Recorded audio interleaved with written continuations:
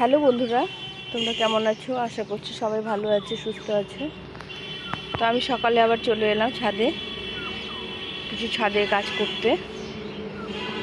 তো বৃষ্টি হওয়ার পরে গাছগুলো সুন্দর হয়েছে এখন।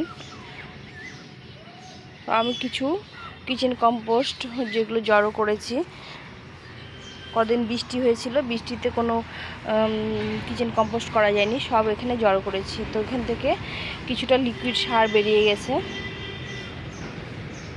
তো এই সারগুলো আমি কি করব এখন, আর কিছু সবজির খোসা দেখো রেখেছি, এগুলো আস্তে আস্তে লিকুইড হয়ে গেছে। মানে ক্যারি ব্যাগে রাখলে খুব সহজে লিকুইড সার যেটা সেটা তৈরি হয়ে যায়।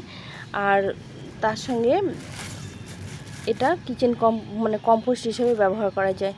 তো দেখো আমি সব কিছু জড়ো করেছি। এখানে ডিমের খোসা দেখো এক প্যাকেট, এখানে কলার খোসা, এখানে সবজির খোসা। আর আমরা সহজে কি করে কিচেন কম্পোস্ট করতে পারি সেটাই তোমাদের সঙ্গে, মানে লিকুইড কিচেন কম্পোস্ট করব সেটাই তোমাদের সঙ্গে আজকে শেয়ার করব। তো এগুলো সব দেখো আমি পলি ব্যাগে জড়ো করে রেখেছি। তো এখানে ঢেকে রেখেছিলাম। এই দেখো কত সুন্দর লিকুইড একটা সার তৈরি হয়ে গেছে। দেখো আমাদের যদি কোনো বাসন মানে এক্সট্রা কোনো বাসন না থাকে, তাহলে আমরা এইভাবে ক্যারি ব্যাগের মধ্যে রেখেও আমরা কিচেন কম্পোস্ট করতে পারি। দেখো কত সুন্দর কিচেন কম্পোস্ট তৈরি হয়ে গেছে, একদম পচে গেছে। আমাদের যদি ফুটো করা কোনো পাত্র না থাকে, তাহলে এইভাবে রেখে দিলে আমরা সুন্দর সুন্দর কিচেন কম্পোস্ট করতে পারি। শুধু এর নিচে একটু ফুটো করে দিতে হবে। বেশ কিছুদিন বৃষ্টি হওয়ার ফলে আমরা এই সারগুলো গাছে প্রয়োগ করতে পারছি না, কেননা এটা লিকুইড সার, আর এমনি কিচেন কম্পোস্টও প্রয়োগ করতে পারবো না। তাই আমি এরকম গামলার মধ্যে রেখে দিয়েছি। এগুলো দেখো এরকম যদি ফুটো করে দেওয়া যায়, তাহলে এই যে গ্রো ব্যাগের মধ্যেও সুন্দর সুন্দর আমরা লিকুইড কিচেন কম্পোস্ট সার বের করতে পারি। তো আমি এভাবে ফুটো করে দিয়েছিলাম। এই দেখো সারটা সম্পূর্ণ তরল হয়ে বেরিয়ে গেছে, আর যেটা এই যে বেরোচ্ছে। তো আমাদের যদি কোনো বাসন না থাকে, তাহলে আমরা এইভাবে করে লিকুইড কিচেন কম্পোস্ট সার তৈরি করতে পারি। তো বেশ কিছুদিন এই ক্যারি ব্যাগের মধ্যে রাখলে আমাদের যদি পাত্র না থাকে, এরকম ক্যারি ব্যাগের মধ্যে যদি আমরা রেখে দিই, তাহলে সেটা পচে গিয়ে সুন্দরভাবে দেখো কোনো পোকা নেই, কিছু নেই, সুন্দরভাবে একদম লিকুইড সারটা বেরিয়ে যাচ্ছে। তো তোমরা যদি সহজেই লিকুইড তরল সার করতে চাও, তাহলে এইভাবে সব কিছু একটা পলি ব্যাগের মধ্যে রেখে দিলে পরে দেখো লিকুইড সারটা বেরিয়ে যাবে। এটা খুব সহজে হয়, খুব তাড়াতাড়ি হয়। আর এখন গরম পড়েছে, আরও তাড়াতাড়ি এটা লিকুইড পচে গিয়ে সার বেরোচ্ছে। আর দেখো একদম পরিষ্কার সুন্দর সার। আমি দেখো তোমাদের দেখাচ্ছি, এই প্রতিটা প্যাকেটে দেখো রেখেছি। এগুলো সব ফুটো করে দিলে পরে এখন সারগুলো বেরিয়ে আসবে, শুধু ফুটো করে দিতে হবে। তা আমি এগুলো রেখে দিয়েছি, ফুটো করিনি। এখন তোমাদের সঙ্গে দেখাচ্ছি। এই দেখো কত লিকুইড সার বেরোচ্ছে, দেখতে পাচ্ছ? এই যে এভাবে লিকুইড সারগুলো বেরিয়ে আসবে। আজকে বৃষ্টি নেই, খুব রৌদ্র পড়েছে। তো ভাবছি মানে রৌদ্র হবে, তো ভাবছি তার আগে একটু গাছে জলের সঙ্গে এই কিছুটা লিকুইড সার মিশিয়ে দেব, যার জন্য তোমাদের সঙ্গে আজকে শেয়ার করছি। তো তোমরা খুব সহজে করতে পারো, আর খুব তাড়াতাড়ি। কোনো যদি কারো অনেকের আছে বাড়িতে কোনো বাসন নেই লিকুইড সার করে রাখার, তো এইভাবে অনায়াসে করতে পারো। সেটা আজকে আমাদের পলি ব্যাগের মধ্যে যদি রেখে দিই, সেখানে পচতে সুবিধে হয়, আর এই তরল সারটা বেরিয়ে আসে। এই তরল সারটা আমি বের করে নিচ্ছি, আর যেটা খোসা টোসা থাকবে সেই অংশটা আমি আলাদা করে সার করব। তো বন্ধুরা, তোমাদের যদি ভিডিওটা ভালো লেগে থাকে, তাহলে লাইক কমেন্ট শেয়ার করো, আর নতুন বন্ধুরা চ্যানেলটিকে সাবস্ক্রাইব করে পাশে থেকো, আর সম্পূর্ণ ভিডিওটা দেখার চেষ্টা করো, ভালো লাগবে।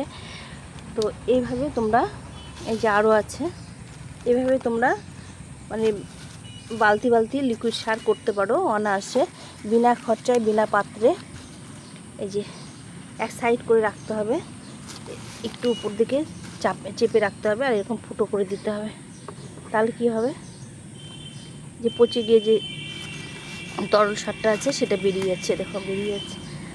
আর পরে থাকবে খোসাগুলো, সেগুলো আমরা পরে আবার সেটাও আমি কি করে করব আজকে তোমাদের দেখাচ্ছি। এইভাবে করে আমি দেখো সবগুলো জড়ো করেছি। এর মধ্যে আমের খোসা, কলার খোসা, বিভিন্ন রকমের সবজির খোসা আছে, ডিমের খোসা আছে, সব কিছু মানে একখানে করে আমি এরকম করে পলিথিনে বেঁধে বেঁধে রেখে দিই। আর এখান থেকে এই লিকুইড সারটা মানে সবগুলো একসাথে পচে গিয়ে সুন্দর একটা লিকুইড সার তৈরি হয়ে যায়। এই দেখো প্রচুর সার হয় এটা থেকে। আর গরমে এই তাড়াতাড়ি করে পচে গিয়ে একদম সারটা তৈরি হয়। কত সুন্দর সার বেরিয়ে গেল। মোটামুটি আমার এখানে অনেকগুলো গাছে দেওয়ার মতো সার বেরিয়ে গেল। আরও অনেকগুলো আছে, সেগুলো একটা একটা করে করি। এই যে এখন শুধু ফুটো করে দিয়ে আমার লিকুইড সারটা আস্তে করে বের করে নিতে হবে। আর যে শুকনোটা থাকবে সেটা আমি এখানে যে একটা ফিল্টার নিয়েছি, এর মধ্যে আমি কিচেন কম্পোস্ট করি। নিচে ফুটো আছে, নিচে দিয়ে লিকুইড সারটা বেরিয়ে যায় আর উপরে সবজির খোসাগুলো রেখে দিই। তো এটা আমি নামিয়ে নিয়ে এসেছি। এই ফিল্টারের মধ্যে আমি বাকি সবজির খোসা যেগুলো বেঁচে যাবে সেগুলো আমি এগুলো ঢেলে দেবো। দিলে কি হবে, এটার মধ্যে থেকেও লিকুইড সারও পাবো আমি। নিচ থেকে যেটা বেরিয়ে যাবে সেটা নিচের ফিল্টারে জমা হবে, আর ওপর থেকে আমি জৈব সার তৈরি করতে পারবো। তো এটা এখন আমি এর মধ্যে দিয়ে দেবো। রসটা বের করে নিলাম, এখন আমি এই ফিল্টারে দিয়ে দেবো। এই শুকনো হয়ে গেছে। তো আমি দুরকম করে সার তৈরি করা তোমাদের দেখাচ্ছি। তো এইভাবে করে এগুলো খোসাগুলো এর মধ্যে দিয়ে দিলাম। এই রসগুলো বের করে নিলাম আমি। এই যে মোটামুটি এই দেখো 1 মগ মতন রসটা বের করে নিয়েছি। এটাতে আরও কিছুটা আছে, এটা অনেক বড় ছিল প্যাকেটটা। আর এটা কি বলতো, এর মধ্যে সম্পূর্ণ যত রকমের খোসা আছে সব খোসা, এমনকি সব কিছু ডিমের খোসা টোসা সব দিয়ে আমি এই সারটা লিকুইড সারটা পেলাম।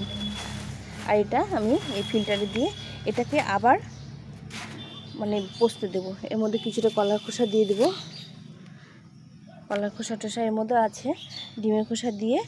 আর তারপরে কি দেবো, একটু এই যে এটা হচ্ছে ভার্মি কম্পোস্ট। একটু ভার্মি কম্পোস্ট দিলে আমার একসঙ্গে সবগুলো সারের কাজ করে।